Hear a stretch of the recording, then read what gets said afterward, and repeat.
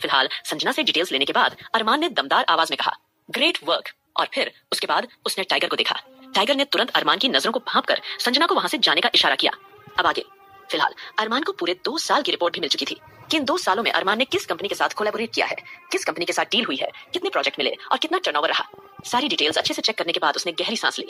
कहीं ना कहीं अब जाकर उसका दिल थोड़ा हल्का हुआ कि चलो कम से कम उसे बिजनेस की पूरी नॉलेज है, वरना अगर वह अपने कंपटीटर या किसी और से मिलता तो ना जाने कोई उसे मेमोरी लॉस कह देता। और अरमान ये बर्दाश्त नहीं कर पाता।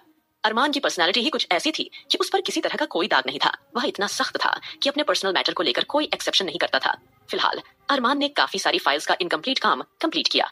उसके बाद अरमान ने टाइगर की ओर गंभीरता से देखा और उसे शांत आवाज में पूछा, टाइगर, तो क्या सोचा है तुमने? क्या तुम मारिया को डिवोर्स देने के लिए तैयार हो? तभी टाइगर ने केवल गहरी सांस ली और एकदम से जवाब दिया, किंग, मैंने ऑलरेडी एप्लीकेशन डाल दिया है, लेकिन उसमें पूरा 1 महीने की प्रक्रिया में लगने वाली है।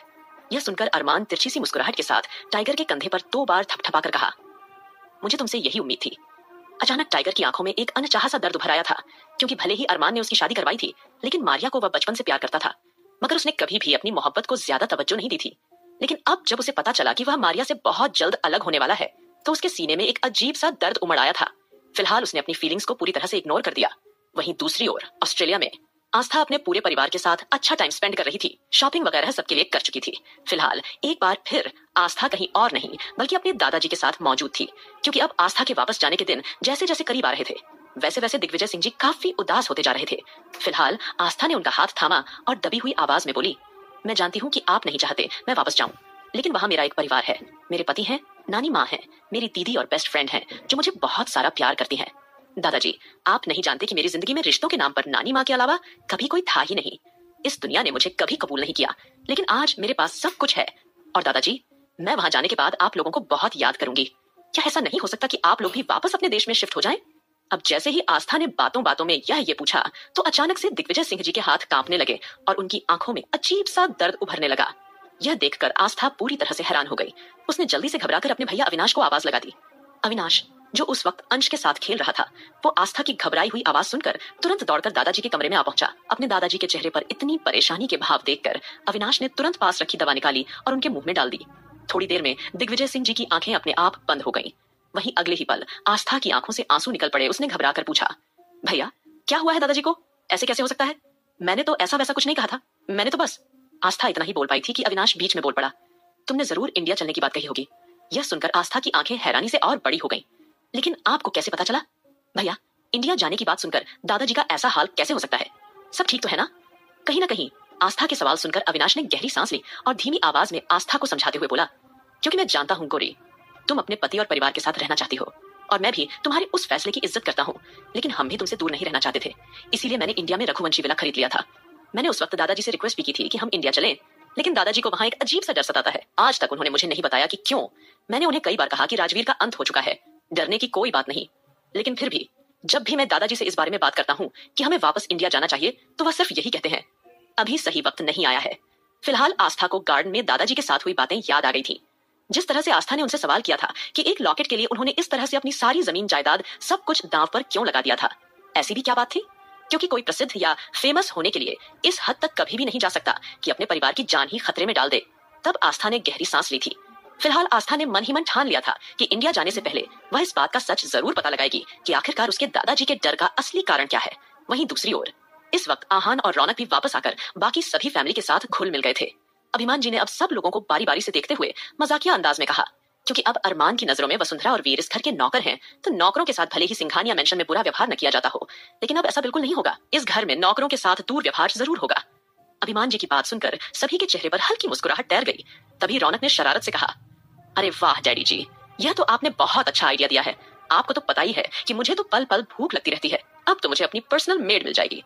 आप देखिएगा मैं क्या क्या बनवाकर मजे लेकर खाती हूँ।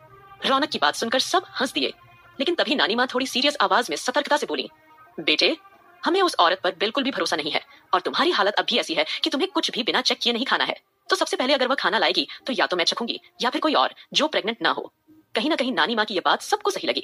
सभी अब एक एक कदम फूंक फूंक कर रखना चाहते थे और किसी की भी जान का रिस्क कोई नहीं लेना चाहता था। फिलहाल अरमान अपना काम खत्म करने के बाद जल्दी ही वापस सिंघानिया मेंशन लौटने वाला था। सभी को अच्छी तरह पता था कि ठीक 5 बजे अरमान मेंशन में आ जाएगा, क्योंकि हमेशा की तरह आते ही वह अपनी काली कॉफी पिएगा और फिर जरूरी काम में लग जाएगा। अरमान सिंघानिया की जिंदगी अब वापस पहले जैसी हो चुकी थी। 24 घंटे काम में बिजी रहने वाला इंसान, क्योंकि उसे रोकने वाला अब वहां कोई नहीं था। 5 बजे की खबर सुनते ही सब लोग अलग अलग कमरों की ओर दौड़ गए ताकि अरमान किसी भी कपल को एक साथ में न देखे, क्योंकि टाइगर और अरमान वाली बात अब सबको पता चल चुकी थी। सबके मन में डर बैठ गया था कि अगर अरमान को उनकी शादी का सच पता चल गया तो शायद वह उन्हें भी तलाक लेने को मजबूर कर देगा, और यह बात कोई भी बर्दाश्त नहीं कर सकता था। हर कोई अपने अपने पार्टनर से बहुत प्यार करता था और उनके बिना जीने के बारे कोई इमेजिन तक नहीं कर सकता था। इसी बीच अरमान की कार का हॉर्न सुनकर सब तुरंत अलग अलग बैठ गए। वहीं नानी माँ इस वक्त मारिया के साथ उसके कमरे में मौजूद थी, क्योंकि जब से अरमान ने डिवोर्स की बात कही थी तब से मारिया कमरे से बाहर नहीं आई थी। उसकी आंखों में एक अनजाना सा दर्द था जिसके बारे में वह चाहकर भी किसी को कुछ नहीं बताना चाहती थी, क्योंकि मारिया ने कभी अपने इमोशंस किसी के साथ शेयर ही नहीं किए थे। लेकिन इस वक्त वो नानी माँ हाथ थाम कर बैठी थी और नानी माँ उसके सिर पर हाथ फेरते हुए कोमलता से बोली, मेरे बच्चे, तुम्हें परेशान होने की बिल्कुल भी जरूरत नहीं है। मुझे आकाश ने सब कुछ बताया दिया है अरमान ने क्या कहा था, लेकिन तुम बिल्कुल मत घबराओ। जब मेरी गोरी बेटी आएगी वह सब ठीक कर देगी। मुझे पूरा यकीन है कि वह तुम्हें और उस घोड़े को कभी अलग नहीं होने देगी। नानी माँ की आंखों में कॉन्फिडेंस देखकर कहीं ना कहीं मारिया को थोड़ी बहुत तसल्ली मिली। उसने बिना कुछ कहे नानी माँ को कसकर गले से लगा लिया। मारिया को इस तरह गले लगाते ही नानी माँ की आंखों में भी आंसू झलक आए, लेकिन उन्होंने खुद को संभाला और उसके सर पर हाथ फेरते हुए प्यार से उसे समझाया, तुम बिल्कुल भी परेशान मत हो, अपनी नॉर्मल जिंदगी जीने की कोशिश करो। और हाँ, इस हालत में तुम्हारा बिल्कुल भी स्ट्रेस लेना ठीक नहीं है। यह तुम्हारे और तुम्हारे बच्चे के लिए बिल्कुल अच्छा नहीं होगा। यह कहते हुए नानी माँ ने उसके लिए फल और दूध सामने रखकर जबरदस्ती उसे पिलाना शुरू कर दिया। ठीक उसी वक्त टाइगर कमरे में आया।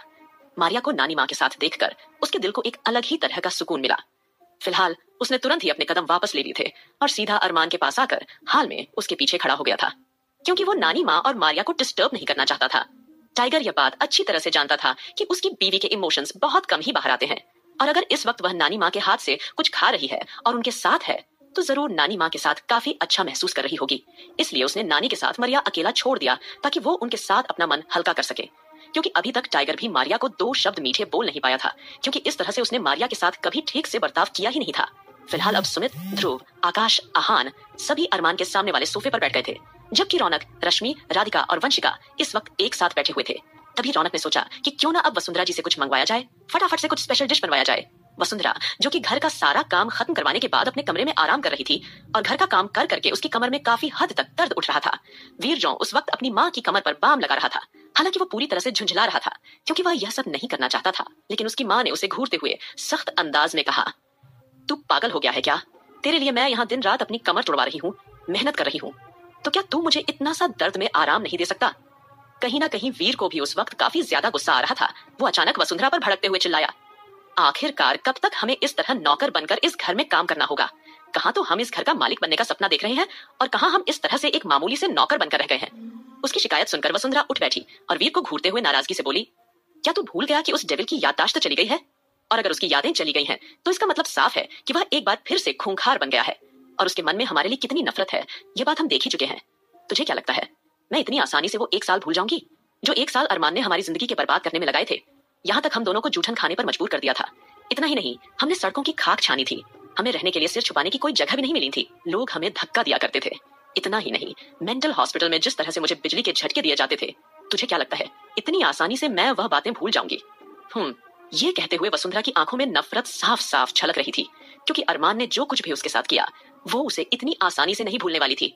फिर उसने गहरी सांस लेते हुए खुद शांत किया और वीर को अच्छे से समझाया, अब मेरी बात ध्यान से सुनो, कम से कम नौकर बनकर ही सही, लेकिन याद रहे कि सिंघानिया मैंशन जैसा आलिशान घर तो हमें रहने के लिए मिल रहा है। और रही बात अरमान की, तो केवल कुछ दिनों की बात है। मुझे पूरी तरह से पता है कि मुझे उसे किस तरह से ब्लैकमेल करना है, और शायद तू भूल रहा है, हमने उसका सॉफ्ट साइड भी देखा है, जो उसकी पत्नी और बच्चे के बाद उसकी जिंदगी में आया है। बस इस बात का हमें फायदा उठाना है। अब हमें उसके बारे में सब कुछ पता है, लेकिन वह अपने बारे में कुछ नहीं जानता। इसी बात का हम फायदा उठाएंगे। फिलहाल मेरी बात ध्यान से सुन, अगर हम यहाँ नौकर बनकर काम कर रहे हैं तो एक ना एक दिन हम यहाँ के मालिक भी बनेंगे। तो शांति से जितना तुझसे कहा जाए सिर्फ और सिर्फ उतना कर। और खबरदार, अगर तूने इस घर की किसी भी लड़की को या किसी भी औरत को गंदी नजरों से देखा भी तो उसके पति तेरा कितना बुरा हाल करेंगे।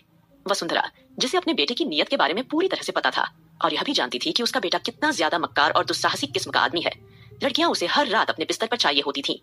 फिलहाल उसने अपने बेटे को डरा धमकाकर शांत करा दिया था, लेकिन वीर, जो 1 साल से तो भूखे भेड़िए की तरह तड़प रहा था, उसकी जिंदगी में 1 साल से कोई लड़की नहीं आई थी। उसने सोचा कि काश उसे कुछ पैसे मिल जाते तो वो किसी लड़की के साथ कुछ वक्त गुजारने लिए फिर से उसी क्लब में चला जाएगा जिस क्लब में वह अक्सर जाया करता था। इसके लिए उसे कम से कम 3 लाख रुपए की जरूरत थी। अब आगे क्या होगा इस कहानी में जानने के लिए सुनते रहिए ऑब्सेस्ड बिलियनेयर हबी सिर्फ पॉकेट एफएम पर। वसुंधरा आंटी, कहाँ चली गई हैं आप? प्लीज जल्दी आइए। अब वसुंधरा को जैसे ही रौनक की आवाज सुनाई दी वह पूरी तरह से गुस्से से तिलमिला उठी, क्योंकि अभी थोड़ी देर पहले ही वो अपने कमरे में आराम करने आई थी और अब रौनक की आवाज सुनकर वो गुस्से से उठ खड़ी हुई और सीधा बाहर की ओर चली गई। वहीं वसुंधरा का नाम सुनने पर अरमान तिरछी नजरों से रौनक को देखने लगा। उसने सोचा, पता नहीं ये लड़की अब क्या तमाशा करना चाहती है। वसुंधरा जल्दी ही रौनक के सामने आकर खड़ी हो गई। तब रौनक मुंह बनाते हुए उसकी तरफ देखते हुए बोली, आंटी जाकर मेरे लिए पनीर की सब्जी बनाकर लाइए। अभी अचानक मेरा पनीर की सब्जी खाने का मन कर रहा है, और हाँ, सब्जी छटपटी मसालेदार होनी चाहिए, जैसे आस्था बनाया करती थी, बिल्कुल वैसी ही। अब जैसे ही रौनक के मुंह से आस्था का नाम निकला, अरमान जो लगातार अपने लैपटॉप पर उंगलियां चला रहा था वो अचानक ही रुक गया। उसने सिर उठाकर रौनक की ओर चुपके से देखा, क्योंकि आस्था का नाम सुनकर उसके दिल में कुछ अजीब सी हलचल हुई थी, लेकिन उसका दिमाग जो कि सारी यादें भूल चुका था, इसलिए उसने उस वक्त के लिए खुद को शांत किया। अब अरमान आस्था के बारे में उन लोगों से पूछताछ करके खुद को बिल्कुल भी बेवकूफ साबित नहीं करना चाहता था, कि क्योंकि आस्था के बारे में उसे कुछ नहीं पता था, वह उनसे ये नहीं पूछ सकता था कि यह आस्था कौन है और अचानक से रौनक ने आस्था का नाम क्यों लिया। अब जैसे ही रौनक ने अनजाने में आस्था का जिक्र किया, सब लोग एक बार फिर सकपका गए और आश्चर्य से रौनक को देखने लगे थे। वहीं आहान तो आंखों ही आंखों में रौनक को इशारा करने लगा था, अरे मेरी माँ, बस कर, क्यों बार बार शेर के मुंह में हाथ दे देती रहती है? हाँ, अगर इस शेर को गुस्सा आ गया तो वो तुझे उठाकर बाहर फेंक देगा, फिर मेरे बच्चे का क्या होगा? आहान की सुई हमेशा बार बार आकर उसके बच्चे पर अटक जाया करती थी। हालांकि वह रौनक से उतना ही प्यार किया करता था, लेकिन फिलहाल उसे अपने बच्चे के आने की इतनी ज्यादा जल्दी थी कि उसका बस चलता तो वो 5वें महीने में ही अपना बच्चा अपने हाथ में ले लेता। फिलहाल रश्मि ने तुरंत रौनक के कंधे पर हाथ रखा और उसे चुपके से कुछ इशारा किया। रश्मि का इशारा मिलते ही रौनक ने बात को हंसी में टालते हुए जल्दी से बहाना बनाया, मेरा मतलब है जो पास में ही नहीं है, आस्था रेस्टोरेंट, वहां पर पनीर बनता है एकदम छटपटा मसालेदार, वैसा ही पनीर आप मेरे लिए बनाकर ले आइए प्लीज। अब जैसे ही रौनक ने बातों को घुमाकर आस्था रेस्टोरेंट नाम बताया, तो वैसे ही कहीं ना कहीं अरमान को मन में तसल्ली महसूस हुई कि उसने उनसे बेकार में पूछताछ करके अपने आसपास के माहौल को नहीं बिगड़ा, क्योंकि उसे नहीं पता था कि आस्था कौन है। फिलहाल रेस्टोरेंट का नाम सुनकर अरमान भी उस वक्त के लिए शांत हो गया और एक बार फिर उसकी उंगलियां अपने कीबोर्ड पर चलने लगी थी। वहीं दूसरी ओर सम्राट ठाकुर, जो कि इस वक्त अपने ऑस्ट्रेलिया के शानदार विला में बैठा हुआ था, वहां 2 दिन पूरे होने को आए थे, लेकिन अभी तक आस्था का उन गुंडों के साथ फाइट करना और सम्राट को एक जिद्दी सी नजर से देखना, यह दृश्य उसकी आंखों के सामने से जा ही नहीं रहा था। वह बार बार सिर्फ यही सोच रहा था कि वह लड़की कौन हो सकती है, क्योंकि आज तक सम्राट ने कितनी ही सारी लड़कियों के साथ रात बिताई थी, लेकिन उसने कभी इस तरह की बहादुर और ताकतवर लड़की के साथ कोई रात नहीं बिताई थी। तो उसके दिमाग में पहला सवाल यही आया था कि वह उस लड़की के साथ रात बिताना चाहता है। उसे कोई मोहब्बत या ऑब्सेशन नहीं हुआ था, उसे सिर्फ अट्रैक्शन हुआ था, और इसी अट्रैक्शन को खत्म करने के लिए वह उस लड़की के साथ रात बिताना चाहता था। वहीं रॉकी पूरी तरह से कंफ्यूज था, क्योंकि पिछले 2 दिनों से उसके बॉस ने उसे किसी तरह का कोई काम नहीं दिया था और न ही अभी तक उन्होंने ऑस्ट्रेलिया की प्रॉपर्टी बेची थी, जबकि उसका असली मकसद यही था कि वह वहां की प्रॉपर्टी बेचकर अपना पैसा एक अननोन अकाउंट में जमा करना चाहता था, जहां पर वह अब तक अरबों की रकम जमा करवा चुका था, क्योंकि सारी प्रॉपर्टी और सारा बैंक बैलेंस उन्होंने इंडिया में ही बने एक अकाउंट में जमा करवाया था। वहीं से वापस जाकर वह उस पैसे का इस्तेमाल करना चाहते थे। कहीं ना कहीं राजवीर का इरादा काफी सारी प्रॉपर्टी और पैसे के जरिए सिंघानिया मेंशन का साम्राज्य खरीदने का था, और एक ही दिन में वह अरमान को पूरी तरह से बर्बाद करना चाहता था, क्योंकि अरमान सिंघानिया की यादें वो तो खो चुका था, और यादें खोने के बाद वह बिल्कुल हार्टलेस और इमोशनलेस हो चुका था। ये बात भी वे लोग जानते थे, लेकिन अरमान की एक सबसे बड़ी ताकत थी उसका काम, क्योंकि उसका काम हमेशा नंबर 1 रहता था, इसलिए तो पूरी दुनिया उसके नाम से कांपती थी। लेकिन राजवीर और सम्राट का इरादा कहीं ना कहीं अरमान के साम्राज्य को पूरी तरह से तबाह करके डेविल किंग की कुर्सी भी छीन लेने का था, ताकि वे सिर्फ उसके इमोशंस ही नहीं बल्कि उसकी पावर और पोजीशन को भी खत्म कर सकें। इसके लिए उन्हें ढेर सारे रुपयों और पैसों की जरूरत पड़ने वाली थी, और इसी रुपए पैसे के लिए अब सम्राट अपनी अलग अलग कमाई हुई प्रॉपर्टी, जितनी भी उसने आज तक अलग अलग देशों में बनाई थी, उन सबको बेचकर इंडिया में अपने नए अकाउंट में जमा करवा रहा था। फिलहाल ऑस्ट्रेलिया में आए उसे 2 दिन हो चुके थे। अब तक वह कितने ही शहर और कितने ही देशों में जा चुका था। अपने प्राइवेट जेट का सफर रात में करता, अगले दिन प्रॉपर्टी बेचकर अगले शहर के लिए निकल जाता, लेकिन ऑस्ट्रेलिया में आए उसे 2 दिन से ज्यादा हो चुके थे, और अभी तक उसने जाकर प्रॉपर्टी बेचने का नाम तक नहीं लिया था। वह तो सिर्फ और सिर्फ किसी की यादों में खोया हुआ था। रॉकी पूरी तरह से कंफ्यूज था, और वो अपने बॉस से जानना भी चाहता था कि आखिरकार प्रॉब्लम क्या है, वह अभी तक यहाँ की प्रॉपर्टी क्यों नहीं बेच रहे हैं। तब सम्राट ने गहरी सांस ली और रॉकी को देखकर कहा, मैं पिछले 10 दिनों से अलग अलग देशों में अलग अलग जगहों पर घूम रहा हूँ, लेकिन अभी तक मैंने किसी भी लड़की के साथ नाइट स्पेंड नहीं किया है, क्योंकि अब मेरा दिल उसी लड़की के साथ नाइट स्पेंड करने के लिए मचल रहा है, क्योंकि जिस तरह की उसमें हिम्मत थी, ताकत थी, उसी हिम्मत और ताकत के साथ मैं उसके साथ रातें बिताना चाहता हूँ। और एक नहीं बल्कि सम्राट ठाकुर ने फैसला किया था कि पहली बार वह अपना रूल उस लड़की के लिए तोड़ने जा रहा है, और उसके साथ सिर्फ एक नहीं बल्कि 3 रातें बिताना चाहता हूँ। अब ये सुनकर रॉकी पूरी तरह से हैरान रह गया था, क्योंकि उसने तो उस लड़की को देखा भी नहीं था, जिस वक्त सम्राट किसी से फोन पर कुछ जरूर डिस्कशन कर रहा था, उसी वक्त रॉकी अपने आदमियों को लेकर किसी आदमी को उठाने जा रहा था ताकि वो उसे अच्छी तरह से सबक सिखा सके, क्योंकि उस आदमी ने उसके साथ डील करने से साफ मना कर दिया था। यह बात ब्लैक डेविल किंग को बुरी तरह हर्ट कर गई थी। इसीलिए रॉकी अपने आदमियों के साथ वहां गया हुआ था। लेकिन जब वह वहां से वापस आया तब तक आस्था वहां से जा चुकी थी। तो रॉकी ने आस्था को नहीं देखा था, लेकिन आस्था ख्याल सम्राट के दिमाग से जा ही नहीं रहा था। इसीलिए उसने मन बना लिया था कि जब तक वह उसके साथ रात नहीं बिताएगा तब तक शायद उसके दिमाग से वह लड़की न जाए। इसी सोच के साथ उसने रॉकी को उसे ढूंढने के पीछे लगा दिया था। वहीं दूसरी ओर नाइजीरिया में बैठे हुए राजवीर ने जल्दी ही एक अनजान कॉल लगाया, और वह कॉल उसने किसी और को नहीं बल्कि उसी को लगाया था जिसके जरिए उसने अरमान की बॉडी में वह वायरस इंजेक्ट करवाया था जिसने उसकी यादें छीन ली थी। आखिरकार राजवीर एक जीनियस था। उसे अच्छी तरह पता था कि वह कब, कितना और किसकी मेमोरी डिलीट कर सकता है और कितना उसके साथ खेल सकता है। इसी खेल के सहारे उसने अपना एक ऐसा काला साम्राज्य खड़ा किया था जिसके बारे में किसी को कोई आइडिया नहीं था, और उसी का इस्तेमाल करते हुए वह अब एक बहुत बड़ी प्लानिंग कर रहा था अरमान को चारों तरफ से डिस्ट्रॉय करने के लिए, क्योंकि वह न केवल अरमान को हराना चाहता था बल्कि उसे पूरी तरह खत्म करना चाहता था। राजवीर ने एक अनजान व्यक्ति का इस्तेमाल करते हुए अरमान की बॉडी में वह वायरस इंजेक्ट कराया था जिसे उसने खुद बनाया था। राजवीर को जैसे ही यह पता चला कि अरमान अब भी इंडिया में अपने प्राइवेट जेट के द्वारा कहीं जा रहा है, तो उसे साफ लग गया था कि जरूर वह अब सम्राट का अंत करने निकला है। और इसीलिए जैसे ही सम्राट का आदमी रॉकी उसे हॉस्पिटल लेने आया, उसी वक्त राजवीर ने सेंस कर लिया था कि शायद आज सम्राट का आखिरी दिन है।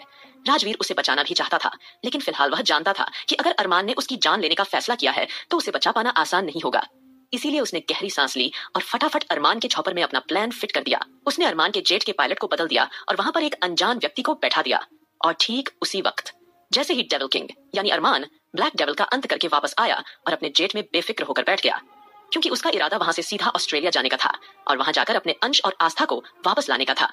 जैसे ही अरमान ने पायलट को इंस्ट्रक्शन दिए कि उसे ऑस्ट्रेलिया ले चले, उसी वक्त उस अनजान व्यक्ति जो राजवीर द्वारा बनाए गए वायरस के साथ वहां मौजूद था, उसने मौका देखकर तुरंत अरमान की गर्दन के पीछे वार कर दिया। अरमान उस शख्स का चेहरा तो नहीं देख पाया, लेकिन उस वक्त वह पूरी तरह बेहोश हो चुका था। फिलहाल आगे के इंस्ट्रक्शन एक बार फिर उस अनजान व्यक्ति को देने के बाद राजवीर ने गहरी सांस ली और एक बार फिर पागलों की तरह जोर जोर से डेविल स्माइल करने लगा। फिर वह सीधा अपनी डार्क विला की लैब में चला गया। उस लैब को उसने दोबारा क्रिएट किया था और अब वहां एक बेहद बदसूरत लड़की लेटी हुई थी। इस लड़की का आधा चेहरा बुरी तरह से जला हुआ था। वह लड़की नाइजीरिया में अपने पति के साथ घूमने के लिए आई हुई थी, जिसे राजवीर के आदमियों ने उसके कहने पर अगवा किया था। लैब में राजवीर उसकी बॉडी पर कुछ एक्सपेरिमेंट कर रहा था।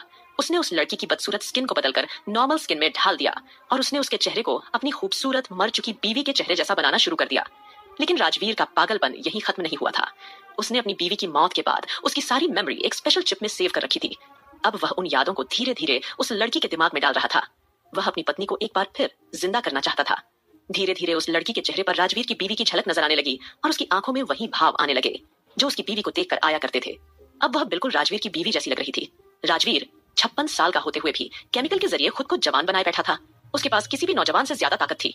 अब वह एक बार फिर राजा जैसी जिंदगी जीने के लिए तैयार था और इस बार तो उसके पास उसकी मनपसंद क्वीन भी थी। राजवीर उस यंग लेडी को देखकर डेंजरस स्माइल करते हुए बोला, अरमान सिंघानिया, तूने मुझे मेरी मुर्दा बीवी से दूर किया था ना, लेकिन देख मैंने अपने लिए जीती जागती बीवी एक बार फिर बना ली है। पर अफसोस कि मैं तेरी बीवी के जिंदा रहते ही तुझे उससे हमेशा के लिए अलग कर चुका हूँ। राजवीर की आंखें बंद थीं, लेकिन वह जिंदा लाश की तरह डेंजरस लग रहा था।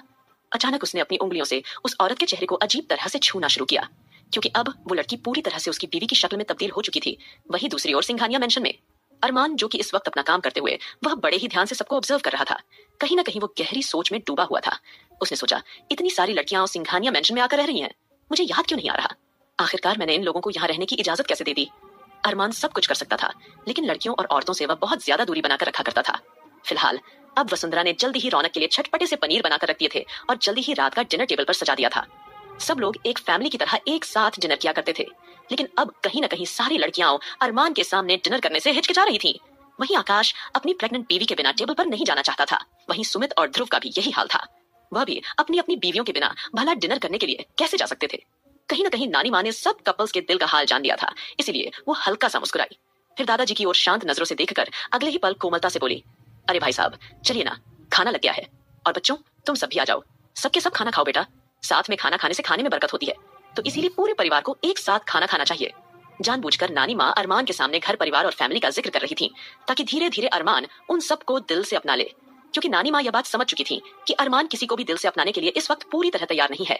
दादाजी उनकी हाँ में हाँ मिलाते हुए टाइगर मारिया की तरफ देखकर जल्दी से बोले, चलो बेटा आप दोनों भी खाना खाने आओ। इतना कहकर दादाजी टाइगर और मारिया जबरदस्ती टेबल तक ले आते हैं।